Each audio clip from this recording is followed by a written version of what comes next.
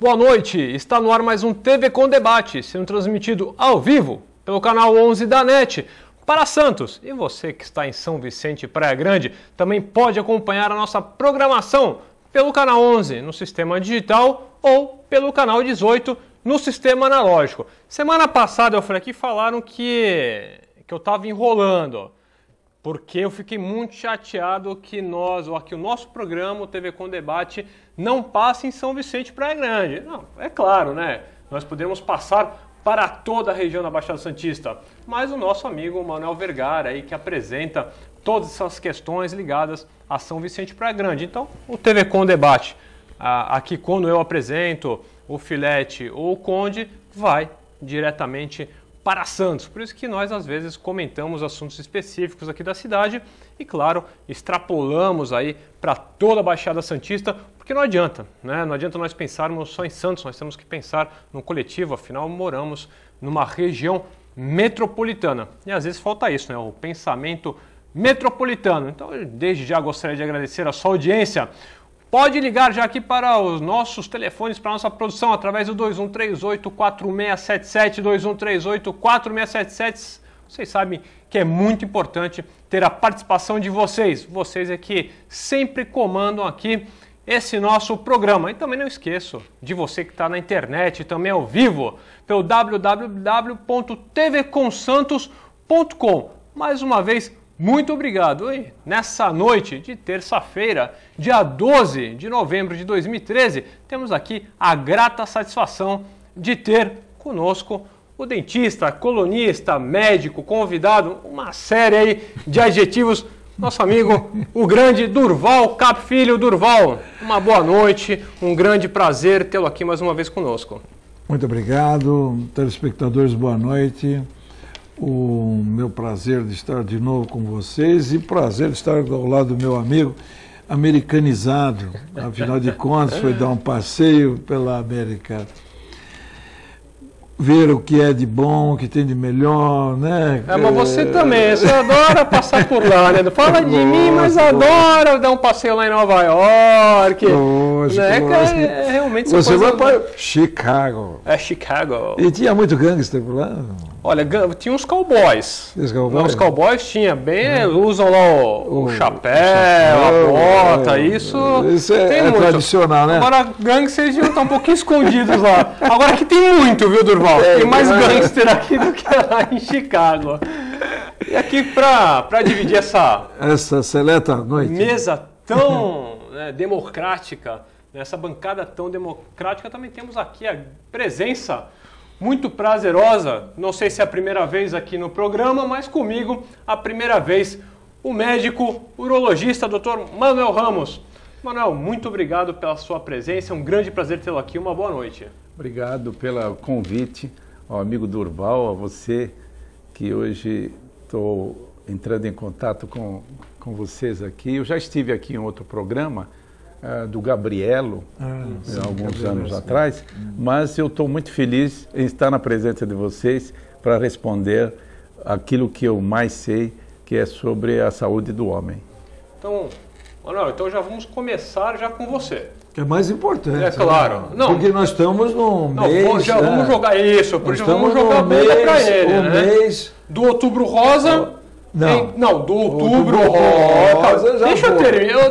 Do Outubro Rosa viemos para o Novembro Azul. E, claro, gostaria que o doutor Manuel Ramos explicasse. Eu acho que as mulheres têm que pôr todos os homens na sala agora. Agora, para escutar o que o Manuel vai falar. Porque, é importante. No primeiro programa que eu fiz aqui no Outubro Rosa, eu estava de rosa. Hoje eu estou aqui também.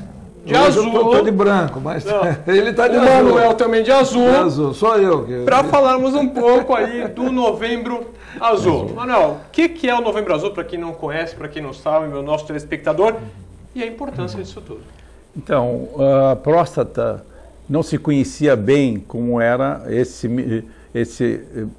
problemas com as glândulas prostáticas. Só recentemente é que a gente vem sabendo como é o comportamento dela. Então, devido à importância que hoje a próstata assumiu, a Sociedade Brasileira de Urologia teve por bem escolher um dia de novembro para que ela fosse lembrada.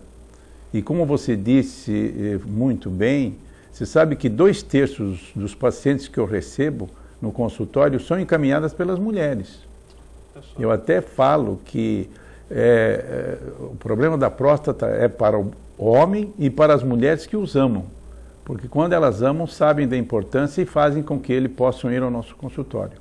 Então nós estamos, no mês de novembro, trazendo em vários frentes, mutirões, etc., fazendo com que o homem se lembre que tem uma glândula que é muito importante, que nós, no decorrer do programa, nós vamos falar mais alguma coisa, o que nós conhecíamos que não era nada e que estamos conhecendo tanto hoje, graças às descobertas que teve o tal do PSA, que é o antígeno prostático específico, cuja importância dele merecia até um prêmio Nobel, devido ao que trouxe de informações. Só para vocês terem um conhecimento, foi inventado por um japonês em 1979, esse antígeno prostático específico. É uma proteína que a próstata elabora e manda todo dia uma mensagem para o sangue que a gente sabe quanto é que ela está trabalhando. Então, esse conhecimento ficou engavetado durante vários anos que não sabia a importância dele. Ele foi revelado em mais ou menos em 1992, é que a gente viu a importância do PSA. Então ele não é muito antigo. E como é que ele serviu para nós? Como sendo um marcador tumoral. Ele marca quando a próstata está querendo se transformar, se malignizar. E é esse conhecimento que a gente ficou desenvolvendo. Porque até então nós recebíamos pacientes já altamente avançada o câncer da próstata. Nós íamos ver por um raio-x como é que estava a coluna, como é que ela estava embaçada pela projeção das substâncias que vão impregnando, e só sabíamos o diagnóstico já em estado avançadíssimo. E hoje não. Hoje a próstata quer se modificar, já estamos sabendo através desse antígeno prostático específico, que nos dá 80% de confiabilidade. Mas, Manuel, só o PSA não adianta. Não. Né? PSA para iniciar o PSA. Por quê? No início, as células ainda não estão todas grupadas para a gente fazer o toque. Então vamos dividir a próstata em fases. A1, o dedo não pega nada. A2, não pega, quem está pegando é o PSA, porque tem umas ilhas dentro da próstata que a gente vai descobrindo através da biópsia. E essas ilhas é que vão revelar que tem alguma coisa em formação.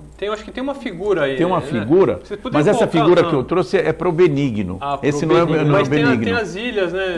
As ilhas vão se dar dentro da glândula prostática. Olha lá, tem essa figura. Isso, é nessa figura. Essa é a próstata. Isso é para desenhar, desenhar a bexiga.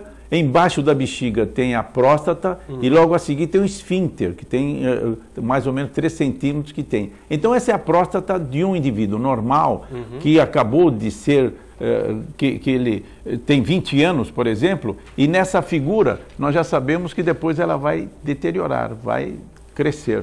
Aí tem uma outra figura. Tem uma outra figura que eu vou mostrar pela elevação que vai ter. Aí. Essa figura aí é para mostrar uma hipertrofia benigna da próstata. Então quem vai fazer isso, são os hormônios que vão fazer essa mudança. E essa mudança vai ter de 20 gramas, que é o tamanho normal de uma glândula, chega até 80, 100 gramas. Eu já tirei próstata de 200 gramas. 10 vezes mais o seu original. E esse o dedo detecta... Esse o dedo detecta que está mista, porque não é propriamente o duro. O duro é a glândula prostática que quando está câncer. Esse vai dar pétreo, que nem fosse uma pedra. Esse é quando a gente sabe que tem que revelar rapidamente o conhecimento dos fragmentos através de uma biópsia. E o paciente, ele sente como isso? Então, no início, Durval, no início não sabemos, ele urina normalmente, por quê? Está tudo dentro da glândula, ainda não mexeu por onde passa a urina. Depois é que vai começar, na fase final, ela se retrai, ele vai querer urinar, começa a urinar com dor, com sangramento, com dificuldade, aí já é numa fase que já atrasamos uns 10 anos para localizar o câncer. Durval, é realmente uma coisa, você que também é da área da área de saúde, é uma coisa importantíssima ter esse diagnóstico inicial. Né? É verdade. Eu acho até, Manuel, eu gostaria até que você comentasse acerca qual a idade que a pessoa ela deve realmente dar o início de esse contato e tal. Existe uma idade específica ou ela já, quando jovem, já deve realizar esse exame? Então veja, a medicina é uma ciência de verdades transitórias. Então veja quanta verdade que nós estamos tendo hoje que não sabíamos no passado. Certo. Então, começou-se aos 40 anos. Eu já estou vendo aqui que a Sociedade Brasileira de Urologia, através do Pompeu, um colega que nós temos, está achando que deve começar aos 50 anos o toque. Agora, se já tiver antecedentes na família, pai, irmãos, tios, já começa mais cedo. 45 já devemos ter em mãos o tal do PSA. Porque o PSA já está revelando que tem alguma coisa que não anda bem. Uma próstata pequena deve estar abaixo de 1. Quando ela começa a se aproximar de 2,5, 3, a gente já começa a pensar que tem alguma ilha de células cancerígenas. Porque essas células formam 15 a 20 vezes mais o PSA. O normal, ela cresce, também cresce o PSA, mas não é com tanta velocidade do PSA. O PSA que vai dar um conhecimento que está vendo alguma coisa estranha na glândula. Então ele passou a ser para nós um marcador tumoral. Ele marca, eu já começo a desconfiar se eu tenho que pesquisar alguma coisa dentro da próstata. Porque veja bem, o PSA pode nos enganar, o toque pode nos enganar, o ultrassom pode, a ressonância. O que não pode enganar quando a gente vai à pesquisa é o tal da biópsia. A biópsia que vai ser lida pelo patologista, a qualidade da célula. Como é que está essa célula? Se a célula está bonitinha, como a original, mas já tem coisas chamando a atenção, é grau 1. Se está toda deformada, se está toda indiferenciada, ela passa a ser grau 5. Então, pelo laudo do patologista, quando manda para nós, olha, ela tem graduação 9, 4 mais 5, que te falo, essa quase nem deve se fazer muita coisa porque ela é muito agressiva. Quando é 3 mais 3, que ele rotula para nós que a célula está muito próxima do normal, etc., hoje a gente já está tomando até uma conduta vigilante. Nós já nem fazemos muita coisa que fazíamos no passado, por causa das verdades transitórias. O que no passado era uma coisa, a gente já começa a ver no presente diferente. Porque quem dá é o tempo. O tempo é que vai trazendo para nós esses esclarecimentos que vão nos orientando cada dia que passa. E apesar de toda essa tecnologia que nós temos hoje, a importância do PSA, a incidência de câncer de próstata ainda é muito grande, Manuel?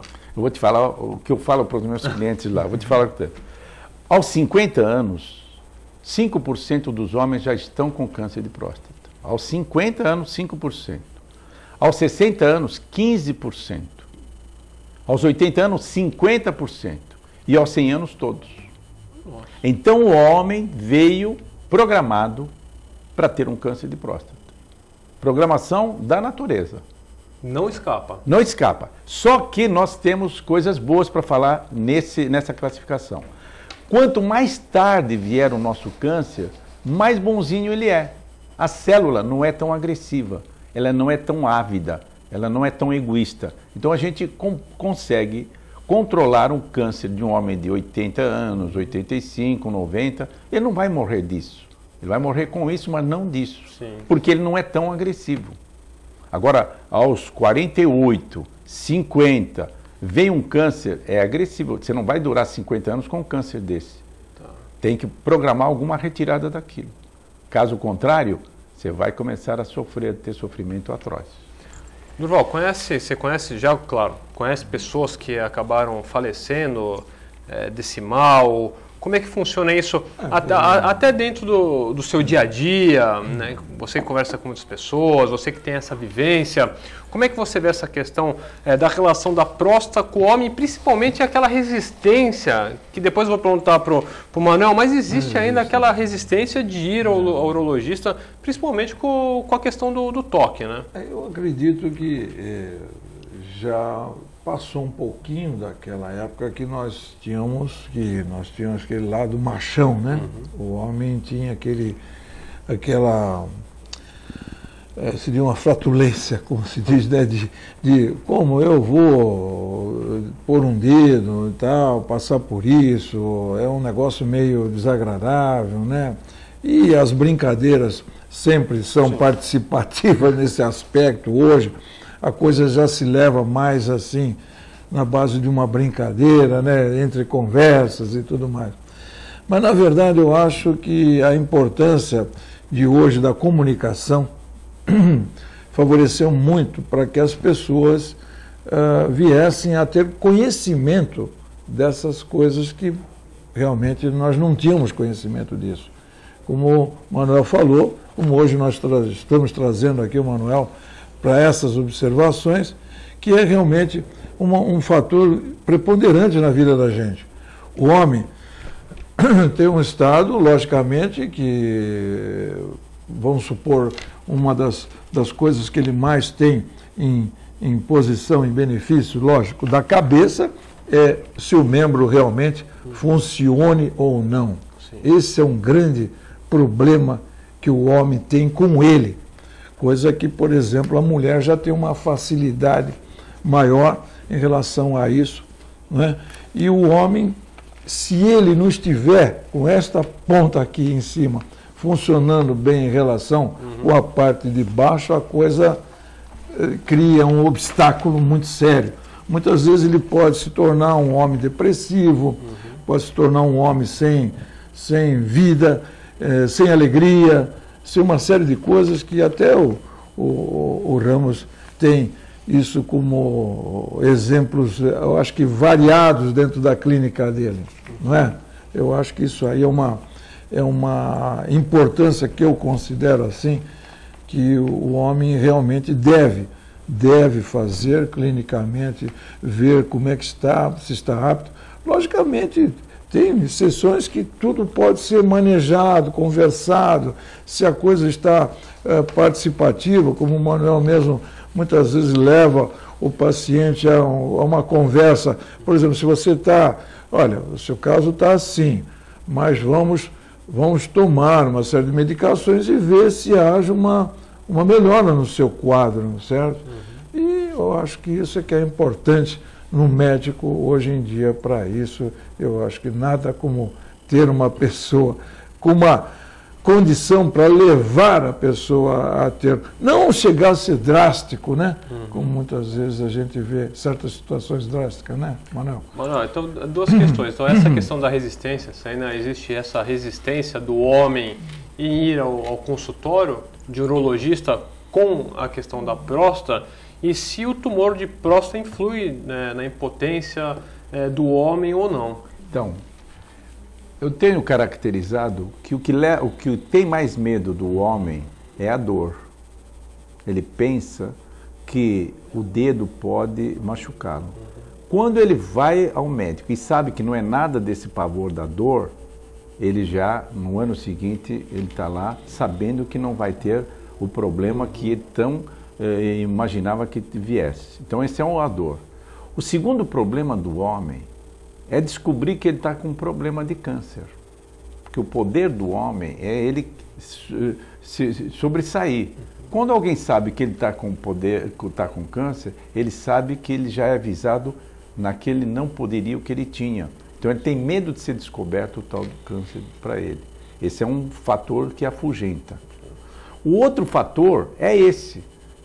A próstata, ela faz 30% do líquido que o homem ejacula. Se você retirar a próstata, a vesícula seminal e o ducto ejaculador, que são os componentes que fazem parte da anatomia da genitália interna, ele não vai ter mais líquido. Uma das coisas, ele não vai ejacular mais. porque retirou o líquido que saía na hora do prazer do homem. Então ele pode ter ereção, mas não tem mais a presença do líquido, da ejaculação. Agora, quando nós falamos para ele, olha, em tantos por cento continua tendo a ereção, aí ele já se anima mais. E a mulher, é engraçado aí o fator da mulher. A mulher prefere que ele fique vivo, sem ereção, do que morto, Sim. deixando que vai ter a sobrevida mais rápida para ele morrer. Então, ela sempre que vai ao consultório, ela não está preocupada com a ereção do homem, está preocupado com a vitalidade do homem, que ele fique vivo. Enquanto isso, o homem não, ele está mais preocupado com a sua qualidade de ereção do que propriamente a sua continuidade da vida. E quando faz essa cirurgia, né, quando tem a tumorização, então tira tudo. Tira tudo. Vesícula seminal, a próstata e o ducto ejaculador, por onde vai os espermatozoides. Ficam todos obliterados, fechados. Então isso é sine qua non. A gente já explica para ele. Agora, quando é muito jovem, ele pode manter a virilidade. O pênis fica em ereção. E depois tem os Viagra da vida, que já começa a dar, tem injeção intracavernosa, e podemos, quando as duas coisas não funcionam, colocar uma prótese nos corpos cavernosos, a prótese peniana. E há estudos que a mulher americana, por exemplo, que nós temos mais conhecimento, ela não se abate com isso, aceita essa prótese no homem, que foi feito a prostatectomia radical, que retiraram a próstata desse homem. Mas para o americano, mas quando vem aqui o nosso latinos, daqui é mais, é mais complicado. Tem, né? mais complicado. Aqui a gente tem uma dificuldade maior deles aceitarem. O que nós sabemos é que a ereção do homem, ela vai se dando de acordo com os anos vão chegando. Eu até tenho na mão que aos 20 anos a ereção está aqui, depois sofre um declínio. Quando chega aqui já está nos 60 e quando está aqui embaixo já está na... Pô, essa foi boa. Para saber o estudo da sexualidade do homem já veio com cada um do seu. Então, o grande problema que nós temos é o seguinte, que a vontade do homem vai até os 100 anos, mas a qualidade do órgão efetor, ele começa a declinar muito cedo. Complicado, né, Durval? É complicado. Não, é complicado que eu digo realmente... É complicado para nós, a cabeça. Agora, eu lhe pergunto uma coisa. Eu pergunto uma coisa, Manuel. Esses jovens hoje, eles têm usado por demais os Viagra da vida. Eu lhe pergunto, por que essa condição? Por que isso? Que, afinal de contas, nós não tínhamos essa necessidade. Eu não senti essa necessidade. É que tomam sem necessidade de tomar, não é? Eu não sei se é isso ou é alguma coisa que já está se passando no processo da juventude em relação à afetividade, à sensação de a facilidade de ter a namorada, sei lá, um processo diferente dos quais nós não tínhamos. É uma boa pergunta, né? Como é que está essa questão do consumo? Durval, deixa eu te falar. Desde que você se lembra, nós temos um medo muito grande do desempenho. Sim, principal. Medo do desempenho. No passado, nós virávamos do avesso quais seriam as causas que estavam atrapalhando na ereção e chegávamos ao final, não tínhamos nada para dar. Só esse placebo da vida. Hoje não. Hoje não se faz nada no homem, não se faz nenhum exame, já se dá o tratamento. E em grande parcela dos homens resolve. Então houve uma mudança do passado até 1998. O Viagra vai aparecer em 1998, portanto, há 15 anos nós estamos vivendo com ele. É o comprimido mais vendido no mundo. Por quê? Porque veio fazer alguma satisfação mais para o homem com esses comprimidos. Você me pergunta do jovem. O jovem tem medo do desempenho, que chegue e não aconteça. E se ele tiver com essa bengala, que vira como uma bengala, ele se sente mais forte. Entendi. E aí... ele vai, muitas vezes, não necessita, não precisa, porque está na melhor fase do desempenho. Mas o problema é o medo, é a adrenalina que está funcionando e que ele sabe que pode ter perda da ereção.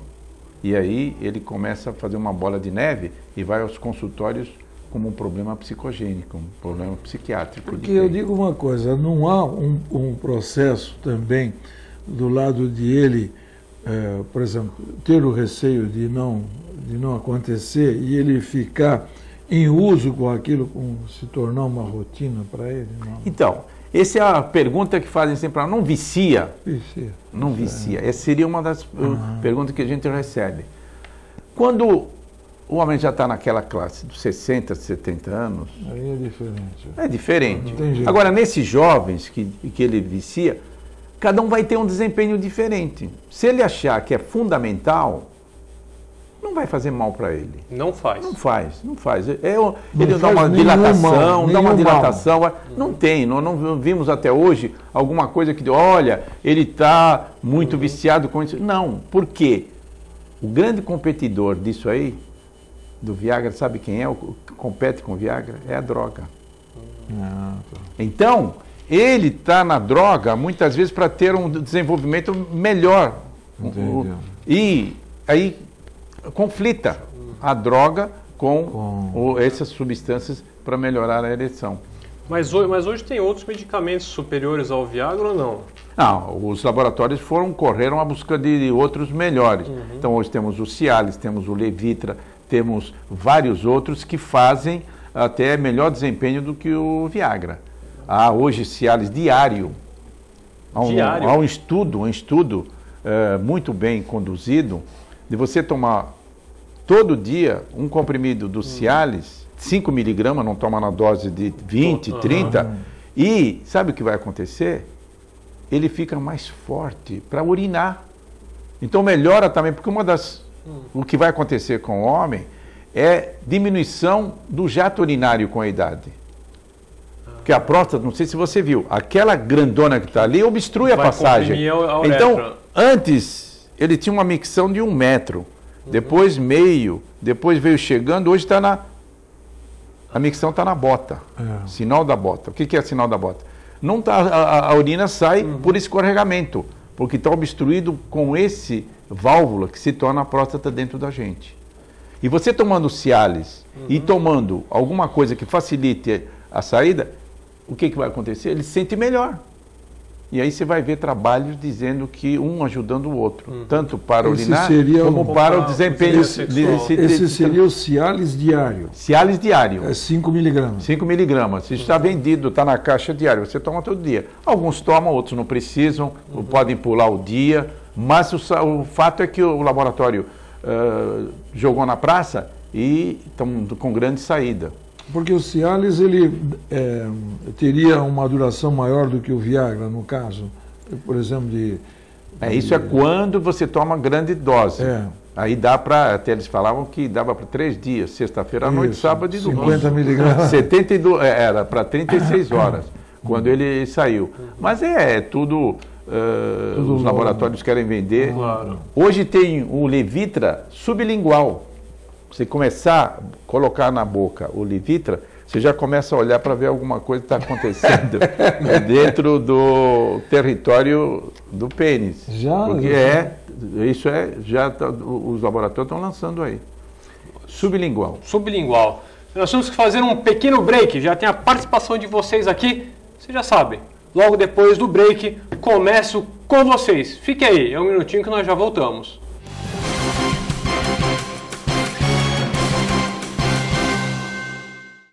Todos os dias aqui na TV Com, a partir da meia-noite, o jornalista Pedro Alcântara leva até você as festas mais badaladas da Baixada Santista e Grande São Paulo. Eventos culturais e artísticos em entrevistas descontraídas e inteligentes. Oferecimento de Fratelli Fato. Rua Tolentino Filgueiras, 77, Santos. E WhatsApp Santos, há 10 anos formando craques no inglês, no Gonzaga, Ponta da Praia e agora também em São Vicente. A TV Com traz qualidade e interatividade para a Baixada Santista. Estamos no canal 11 no sistema digital e canal 18 analógico, transmitindo pela net para as cidades de Santos, São Vicente e Praia Grande, atingindo mais de 150 mil assinantes. Em nosso site você acessa a TV Online, que em conjunto com as mídias sociais auxiliam na divulgação da nossa programação. Segundo pesquisa do Instituto IPAT, somos a segunda emissora local mais assistida na Baixada Santista. Nos preocupamos constantemente com a qualidade de nossas produções. Por isso, investimos em equipamentos e profissionais qualificados. Nosso estúdio é, sem dúvida, um dos mais bem equipados da região. São mais de 40 metros quadrados de tecnologia. Nossa programação conta com os mais variados conteúdos, formando uma grade com quase 50 programas. TV Com, sempre com você.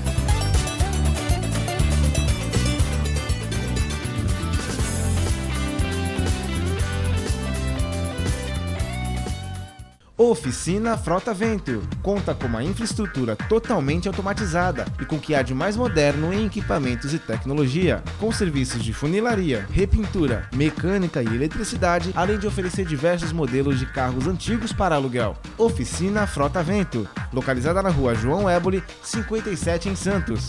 Telefone 3223-2969 ou 3221-4853. Oficina Frota Vento. Olá amigos, mais uma vez eu convido para que você continue nos acompanhando no nosso ACS na TV. Todas as quintas-feiras a partir das 20 horas, com reprise ao domingo a partir das 11 horas. Eu espero você.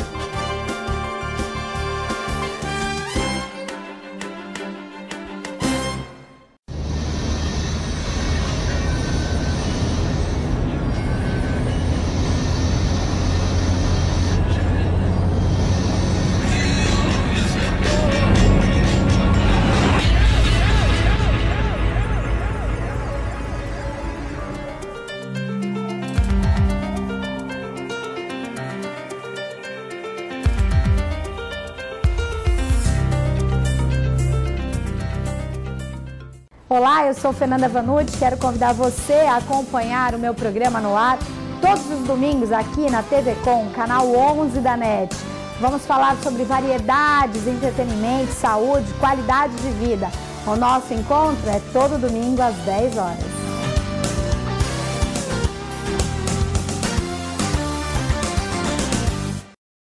Acesse o site da TV Com e acompanhe a nossa transmissão em tempo real. Fique por dentro da nossa programação. TV Com, interagindo com você.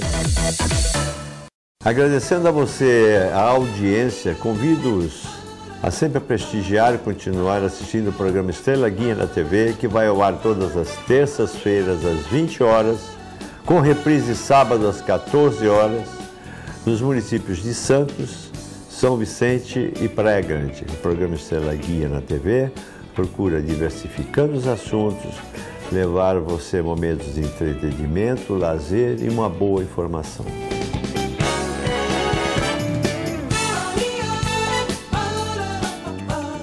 Se você quer algo diferente e está por dentro de tudo que acontece em sua cidade, mande dicas, sugestões de pauta pela nossa fanpage, facebook.com/tvcom.santos. Interaja com a programação da sua TV Com.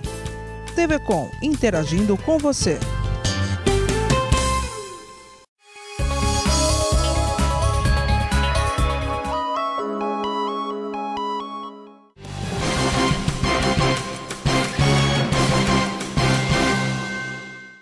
Estamos de volta com o TV Com Debate, nesta noite de terça-feira, dia 12 de novembro de 2013, com a presença aqui dos nossos grandes amigos Durval Cap Filho e também do Manuel Ramos. E vamos aqui, claro, agora a participação de vocês, telespectadores. Dona Rosa, um grande beijo para a senhora, muito obrigado aqui pela participação. Gostaria de parabenizar toda a equipe da TV Com. O doutor Manuel Ramos é maravilhoso e acho que os homens têm um grande preconceito para fazer o exame. Gostaria também de parabenizar o doutor Durval, Dona Rosa, muito obrigado pela sua participação. Eu vou falar aqui a participação do Filete também, que ele fala aqui também da questão do preconceito em fazer o exame. Filete, um grande abraço, como sempre aqui, além de apresentar, está sempre participando. Então eu gostaria de parabenizar a todos aqui da bancada, muito obrigado, Filete. Estou muito feliz pela participação do Dr. Manuel Ramos. Nós sabemos que existem 3 exames para detectar possíveis problemas na próstata. O primeiro, PSA, o segundo, o ultrassom e terceiro, o toque. Muitos homens são relutantes quando se fala no toque. É verdade que 20% dos casos onde o PSA está baixo e o ultrassom está normal, o homem pode estar com problema na próstata por falta do toque? Vamos lá. Bela pergunta. Parabenizar o Filete, sempre acompanhando. É muito bacana a gente ter essas perguntas inteligentes. Eu gostaria de falar para o Filete como hoje o protocolo é feito de um exame de próstata. Primeiramente, o tal do PSA. Só que ele é confiável em 80% dos casos. Por quê? Porque existem tumores graves que não dão PSA. Esses tumores que não dão PSA, você não pode confiar num PSA baixo. Portanto, todos, depois dos 50 anos, devem, junto com o PSA mesmo baixo, fazer o toque. Porque o toque que vai dizer para nós o quê? Um bom examinador, são 5 itens que pega no toque. Primeiro, é mole ou é dura? Segundo, está lisa ou está rugosa? Terceiro, está móvel ou está fixa? Quarto, está grande ou pequena? Quinto, foi com dor ou sem dor? Então esses 5 detalhes passam para o examinador no momento em 10º. A gente fala até 2 segundos, 3 segundos, passa tudo isso para a informação. Se tiver dura, não tem dúvida, temos que fazer o tal da biópsia. Mas não é toda dura que vai dar positivo, porque pode ter calcificação onde a gente está tocando. Pode ter fibrose, a próstata muito infectada, muitas vezes prostatite, acaba enrugando e fazendo para o dedo alguma enganação. Então quem vai decidir tudo isso é a biópsia. Quanto ao ultrassom, não há necessidade de nós fazermos ultrassom. O ultrassom só serve para acompanhar quando faz biópsia. Então eu peço biópsia da próstata dirigida pelo ultrassom. O ultrassom é importante para ver o local onde vai captar os fragmentos. Mas eu pedi como início, como protocolo, não. Por quê? Porque eu já sei que a próstata vai crescer. Não me interessa se está pequena, média ou grande. O que me interessa é se ela está com pequena, média ou grande queixas do paciente. Porque eu imagino, o que é o ultrassom? O ultrassom é a fotografia de uma sombra. Não dá para decidir numa fotografia de sombra se é câncer ou não. Ela dá um jeito, mas não como fator de que, olha, tem muita tendência ao câncer nessa foto que eu estou mandando para você, não. Então a gente não usa o ultrassom como rotina. A nossa rotina é PSA e toque. Se houver alguma dificuldade nisso aí, quem vai resolver é a biópsia. E até falando na biópsia, tem aqui o Marcos do Marapé. Marcos, muito obrigado pela sua participação. Pergunta aqui para o Dr. Manuel, a biópsia da próstata, ela é muito intrusiva? Eu acho que ele deve estar querendo falar se ele é muito dolorido ou como é que deve ser feita essa biópsia. Interessante a pergunta, muito boa. Quando se vai fazer a biópsia da próstata, existe um probe que se coloca no canal do reto e é por ali que vai entrar um revólver para fazer a retirada dos fragmentos. Então dá um tiro, esses tiros entram fechados e saem abertos, fechados e abertos. Então sempre vão dar continuadamente sangramento. Já está o paciente sabendo que vai ter futuramente ejaculação com sangue, porque ele vai ferir um pouco por onde ele vai passar. Manuel, não é feito pela entrada do pênis. Não, vai pelo canal do reto. Canal do reto. Tanto é que a gente usa tanto o reto, o urologista, que confundem que nós somos proctologistas. Hemorroida, fissura, pólipo, vão com a gente. Nada disso. Nós só invadimos o canal anal para sabermos como é que está a próstata. A hemorroida cria algum problema? Não, cria com a introdução, dor, às vezes que já foram feitos hemorroidectomias, retirada, então sempre dá um ânus diminuto, que a gente tem que ter com jeito para não machucar o nosso paciente. Então, o toque. Agora, hoje se faz com sedação. O indivíduo não sente nada. Quando ele acaba de ter feito a extração dos fragmentos, ele acorda e já foi feito o exame, vai perguntar para a gente que se fez ou não. Agora eu te pergunto uma coisa, essa noção, vamos lá, essa fragmentação, você só faz mesmo no caso se você, depois de todas as análises, você chegou à conclusão que isso é necessário mesmo, ou não existe essa necessidade? Veja bem, muitas vezes o indivíduo já fez 2, 3 biópsias e ainda não apareceu o câncer. Ele não aparece de imediato, porque ele, quando está localizado, você pode colocar a agulha em vários trechos, isso é que nem fosse uma laranja. Sim. Depende do gomo onde está o câncer, para você captar o tecido que tem câncer. Muitas vezes já biopsiou, rebiopsiou e ainda não apareceu, mas a gente está sabendo que tem um câncer lá dentro. Então, nesse caso, a gente tem até agora um estudo chamado ressonância paramagnética, que localiza onde está esse possível câncer, e é ali que vai fazer a extração dos fragmentos maiores para detectar o câncer. Então o ultrassom não consegue determinar, mas agora a ressonância paramagnética é um exame novo que está surgindo e que estão se fazendo em São Paulo, nos melhores hospitais de lá, Sírio-Libanês, a parte do hospital alemão, que é importante, também aquele outro hospital. São Luís. Hein? São Luís. O São Luís, o Oswaldo Cruz. Esse Oswaldo Cruz que é o alemão que eu queria falar. Então, esses já estão fazendo, já tem especialistas lá para fazer essa tal de ressonância paramagnética, que é para não ficar bobeando em tirar várias biópsias sem chegar à conclusão. Esse já detecta onde deve pegar, através desse exame. Não, me diga uma coisa, tem uns casos assim que aparece, por exemplo, a pessoa tem um relacionamento sexual e dentro desse relacionamento sexual ela sente dor na hora de fazer, estando no coito, por exemplo. Ela sente dor, aquele prazer dela muitas vezes está com uma sensibilidade, uma dor embaixo do... O que pode advir a isso aí? Então, isso aí na urologia nós chamamos de prostatodinia. O que é prostatodinia? É quando essa próstata vai fazer a contração, que vai eliminar os 30% que ela joga junto com o espermatozoide, vem água, sais minerais, frutose, sacarose, tudo são substâncias para alimentar o espermatozoide. Quando ela é jogada no canal vaginal, no meio ácido, e que pode morrer.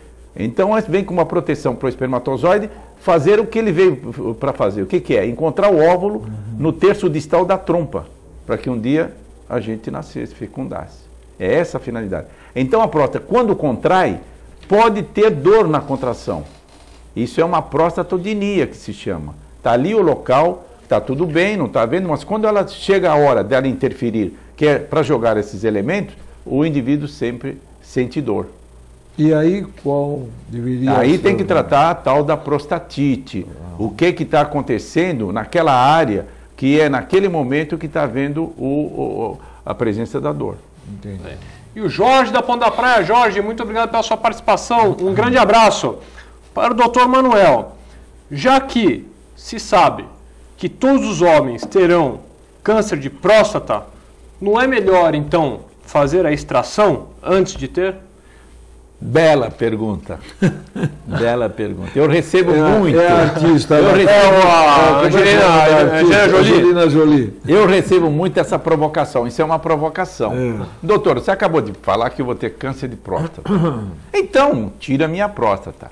Mas olha, tirar a próstata não é igual àquela artista que tirou a glândula mamária porque sabia que ia ter câncer, tirou com maior facilidade, coloca a prótese, etc. Porque a mama é muito mais fácil de a gente lidar do que a próstata.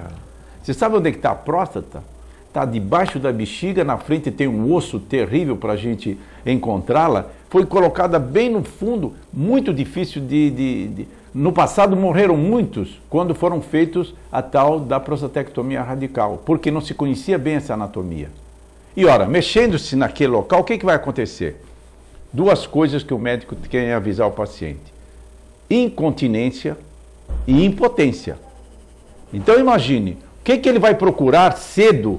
Ficar incontinente, não pegar na urina porque está saindo, e impotente, que ele não tinha esse problema. Será que alguém está animado para fazer esse tipo de extração da próstata aos 50 anos, sabendo que não sabe se vai aparecer aos 80 ou 90? Então, vamos segurar essa vontade de tirar a nossa glândula, porque não sabe o que vai acontecer com o ser humano durante o desenvolvimento dele. Durval, melhor deixar então até o 100, né? Porque se vai... Eu estou muito preocupado que deixe passar dos 100. Ô, Durval, olha lá, hein, Durval.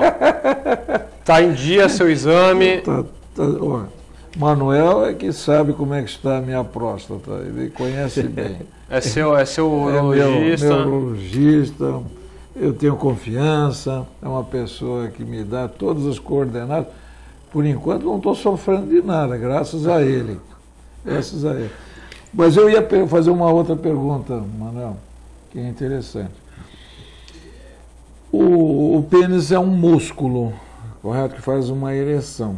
E há, por exemplo, determinados momentos de que ele pode dar como se fosse uma retraída, como se fosse uma cãibra ou coisa assim.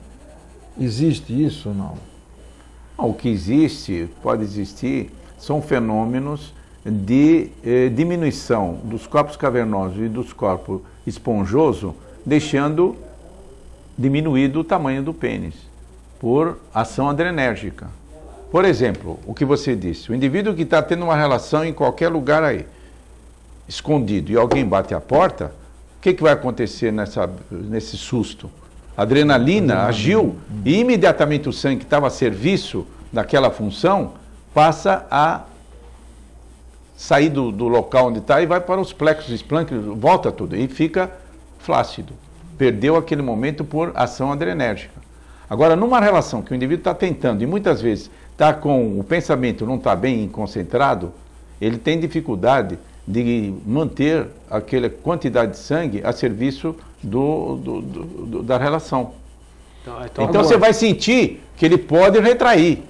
Por quê? Porque está perdendo. Há uma fuga venosa que está levando o sangue de volta. E é aí que tem que ter a excitação. Aí é que tem que ter a presença da companheira. É aí que tem uma série de coisas que está junto o amor.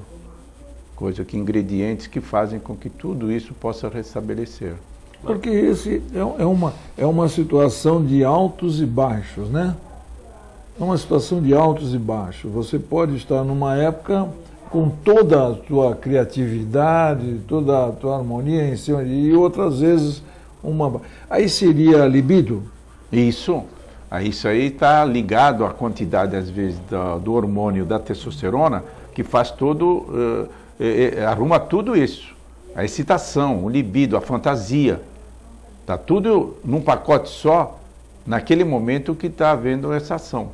Mas, então, por exemplo, tudo está ligado aí à cabeça. Então, pessoas que têm depressão, ou às vezes qualquer problema relacionado até com a própria cabeça, pode ter dificuldade na questão da libido ou na própria questão da ereção? Direto.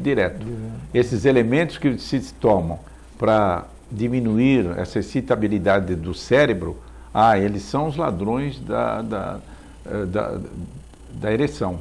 E mesmo tomando Viagra ou qualquer outro medicamento, fica difícil? Fica difícil porque tem alguma coisa que não está se contendo no momento que retrai e ele luta contra aquele fator de flacidez. Então, porque pode estar mesmo com a parceira, mesmo com o amor, mesmo com o remédio.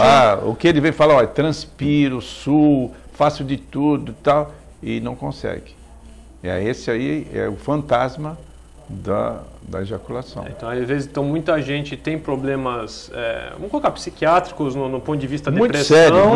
Muito sérios. Às vezes acha que são problemas urológicos e acaba sendo tendo que ter uma outra tratamento, né? Xará, ontem mesmo, estou me relembrando um caso que eu estava na faculdade da Unimes e nós atendemos pessoas que necessitadas, marcam consulta, e estava um senhor assim, triste, chateado, porque estava com o desempenho sexual dele muito flácido. E ele dizia que a mulher dele não ajudava, porque toda vez que procurava a mulher castrava-o. O que é castrar? Eu dizia palavras que não são condizentes, para que ele cada vez mais vá. Então, estava chorando na frente dos alunos ali, pela situação que ele estava enfrentando. Então são realmente fatores externos aí que qualquer coisinha pode levar ao problema da ereção, né? Eu tinha um professor no passado que ele dizia, se você der tempo ao teu paciente, quando te procura, ele vai dar o diagnóstico do que está acontecendo. Se você der um pouquinho mais de tempo para ele, ele vai dar o tratamento. Ele já fala o que tem e já fala o que ele tem que fazer, né? Ele já faz, tudo já está ali embutido. Você precisa ter paciência para ficar escutando. Então tem que ser um psicólogo junto. Dá tempo para ele. Dá tempo que ele mesmo vai... Ele vai se entregar uma hora. Na primeira consulta vai lá, fica meio... né, Durval? Fica meio... Não sei se eu falo, se eu não falo. E essas medicações, por exemplo, quando há um problema da próstata e tal, essas medicações, elas não inibem um pouco a condição do homem? Existe muita fantasia nisso. Por exemplo, a finasterida, que está no... Comentam muito Isso, a finasterida, já lá, 10% dos homens podem sofrer um problema de diminuição da sua ereção, 10%. É a finasterida e a dutasterida, tem um tal de Avodart hoje que a gente também se fala nisso aí. Mas às vezes, o que é para um não é para outro. Não é. A natureza dá para nós homens uma coisa sensacional. Todos nós somos diferentes, não tem nenhum igual ao outro. Então, o que um consegue fazer, o outro não consegue. Por isso que é a estatística de tudo que a gente conclui, para saber a experiência. Ele é que vai fazer o seu teste para saber se realmente para ele está conduzindo isso ou não. E temos aqui a participação do Paulo Sérgio do Boqueirão. Paulo Sérgio, um grande abraço para você, muito obrigado. E aqui ele está falando de um problema recorrente aqui na nossa cidade, Durval. Ele está falando que é lamentável o estado em que se encontra a calçada da Avenida Conselheiro Nébias, número 581. E ao lado está ainda pior. Vários tombos são vistos em que os idosos é que mais se prejudicam. É complicado, né, Durval? Agora que está aí finalizando o nosso programa, a questão das calçadas é difícil, né? É difícil. Eu vejo isso com razão, Antônio Carlos, né? Antônio Carlos. O Paulo Sérgio. Paulo Sérgio, com razão. É impressionante isso. Eu creio que nós tínhamos uma fiscalização muito grande sobre isso, né? Era uma fiscalização aqui, eu lembro de tempos atrás, que eu não podia ter um buraco na minha calçada da minha clínica. Se tivesse algum problema, eu era chamado de imediato para reparar aquilo. E hoje eu não vejo mais isso. Tanto é o que aconteceu com o Banco Itaú, aquela quebra da marquise lá, foi um negócio que não era para acontecer. Ou muitas dessas marquises que aconteceram, né, também não era para se acontecer. Eu acho que isso tudo falta um pouco da fiscalização da prefeitura. Doutor Manuel, quer comentar a respeito das calçadas, né? O problema, não sei se já teve algum problema, algum paciente seu com algum problema, que essa questão é muito pertinente e realmente os idosos são aqueles que são maiores prejudicados com a questão das calçadas sem manutenção. Eu, antes de fazer alguma avaliação, eu tenho que ver as minhas calçadas que eu tenho para mandar corrigir antes de qualquer coisa. Só vão falar, doutor Manuel, tá vendo? Foi lá falar na televisão e... Vou me abster, não vou falar sobre isso. Então, infelizmente, nosso programa está terminado. Durval, muito obrigado mais uma vez pela sua participação. Como sempre, é um grande prazer tê-lo aqui. Uma boa noite. Eu agradeço imensamente o seu retorno também aqui junto com a gente. E ao meu querido Manuel, meu amigo, é uma satisfação de estar aqui com você. Você que é um homem da escrita, é um homem que tem sempre colocado na tribuna do leitor muitas escritas sobre a nossa cidade, sobre os problemas, sobre as pessoas que realmente se vão daqui, que vão para um outro canto da vida. Eu acho que você é muito salutar nesse aspecto, e a sua capacidade de visão, não só como professor, como intelectual, e uma pessoa também boníssima naquilo que você realiza dentro da sua profissão. A minha satisfação muito grande de tê-lo estado aqui com você nesses momentos, e não esquecerei jamais.